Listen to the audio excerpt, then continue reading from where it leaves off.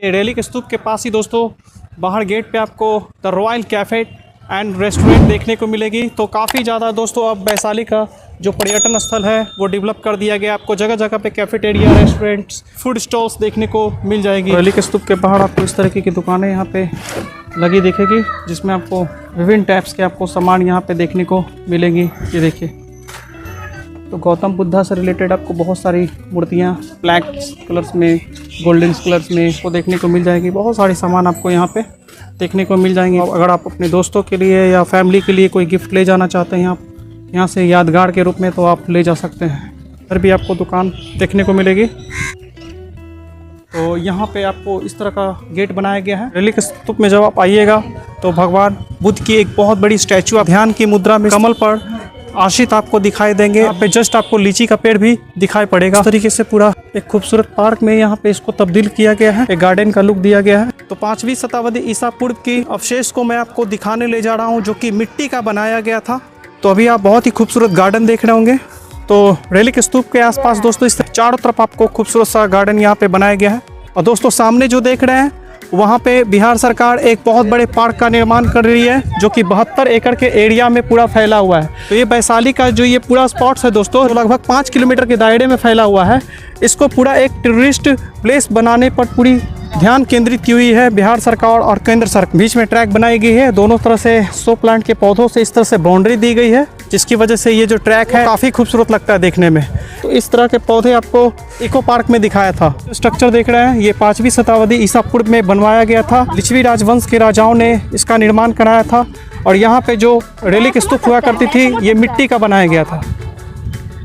इसको बुद्धा स्तूप के नाम से भी जाना जाता है। 8 से 10 मीटर के रेडियस में ये दोस्तों इसका डायमीटर है पूरा रेलिक स्तूप का। ये देखिए, और यहीं से दोस्तों यहाँ पे गौतम बुद्ध से जुड़ी पवित्र राख मिली थी, शंख का टुकड़ा मिला था, कास्केट की पवित्र मूर्ति मिली थी, जो कि पहले वैशाली के म्यूजियम में रखा गया था, लेकिन हाल के वर्षों में पटना के म्यूजियम में उसको शिफ्ट किया गया था सुरक्षा की दृष्टि से।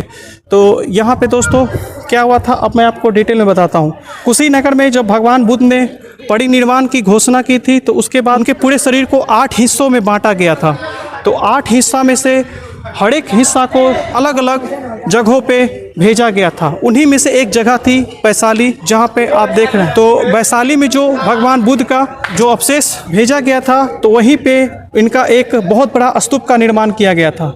तो जहाँ जहाँ भगवान बुद्ध के अवशेषों को भेजा गया था, वहाँ वहाँ पे बौद्ध स्तूप का निर्माण किया गया था। तो एक अवशेष वैशाली जिले को भी मिला था, जिसकी वजह से यहाँ पे लिच्छवी वंश के राजाओं ने अपने शासनकाल के दौरान बौद्ध स्तूप का निर्माण किया था।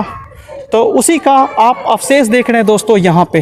1958 से 62 के दौरान केपी जायसवाल इंस्टीट्यूट के नेतृत्व में खुदाई हुई थी, जिस दौरान कास्केट की मूर्ति, जो कि भगवान बुद्ध की मूर्ति थी, पवित्र राख, शंख का टुकड़ा और भी बहुत सारी छोटी छोटी चीज़ें मिली थी, जो कि भगवान बुद्ध के जीवन से रिलेटेड थी।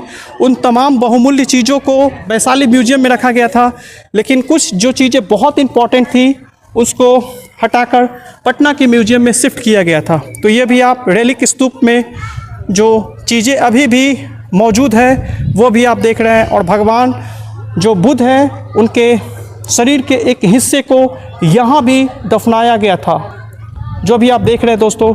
इसीलिए यहाँ पे बौद्ध स्तूप बनाया गया। ये जो अवशेष है इसको सुरक्षा प्रदान करने के लिए इसको चारों तरफ से बाउंड्री वॉल, इसको चारों तरफ से इस तरह से बाउंड्रीज के रूप में घेरा गया था। ये पूरा बाउंड्री हाल के वर्षों में घेरा गया था। और ये लकड़ी का जो स्ट्रक्चर है ये हाल के वर्षों में बनाया गया था, ताकि इसके अंदर लोग प्रवेश नहीं कर पाएँ। कुछ इस तरीके का आपको दोस्तों रेलिक स्तूप देखने को मिलता है।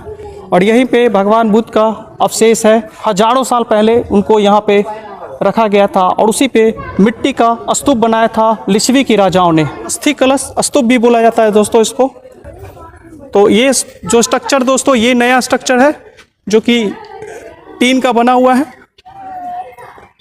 और इसको बहुत ही अच्छे से डिज़ाइन किया गया है।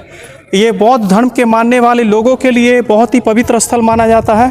तो कुछ आपको ऐसा ये पूरा बुद्धा स्तूप देखने में लगता है। तो यही है दोस्तों आपका रेलिक स्तूप। ये स्ट्रक्चर नया नया बनाया गया था। भगवान बुद्ध के जो अवशेष अभी भी आपको मैंने दिखाया, उसको सुरक्षित रखने के लिए आज भी जब विदेशों से लोग यहाँ पे घूमने को आते हैं तो जो बौद्ध धर्म से बिलोंग करते हैं वो इस स्थान पे रेलिक स्तूप के पास जरूर आते हैं और भगवान बुद्ध से जुड़ी हुई यादों को देखकर आत्मविभोर हो उठते हैं। तो कुछ ऐसा आपको टोटल दोस्तों रेलिक स्तूप के अंदर में चीज़ें दिखाई देगा। और ये चारों तरफ इस तरह का गार्डन बनाया गया है जो कि इस पूरे रेलिक स्तूप को काफ़ी ज़्यादा खूबसूरती प्रदान करता है।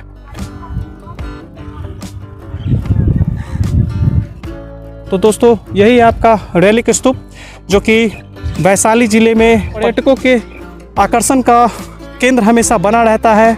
यहीं पे भगवान बुद्ध के अवशेष को रखा गया था, जिसकी वजह से लिच्छवी राजाओं ने मिट्टी के एक बड़े स्तूप का निर्माण कराया था। कालक्रम के दौरान वो मिट्टी का स्तूप तो नष्ट हो गया, लेकिन भगवान बुद्ध से जुड़ी ही बहुत सारी चीज़ें 1958 से 62 की खुदाई के दौरान मिली थी। इसी को देखते हुए बिहार सरकार ने इस तरह के स्ट्रक्चर का निर्माण कराया। भगवान बुद्ध से जुड़ी हुई इस स्थल को पूरी तरह से सुरक्षित रखने का काम किया। और रेलिक स्तूप के परिसर में कुछ इस तरह का व्यू आपको दोस्तों देखने को मिलने वाला है। बड़ा सा ग्राउंड बना दिया गया और चारों तरफ खूबसूरत सा गार्डन का रूप दिया गया है, ग्रीन घास उगाया गया, जिसकी वजह से ये रेलिक स्तूप सेंटर में बहुत ही ज़्यादा खूबसूरत लगता है देखने में।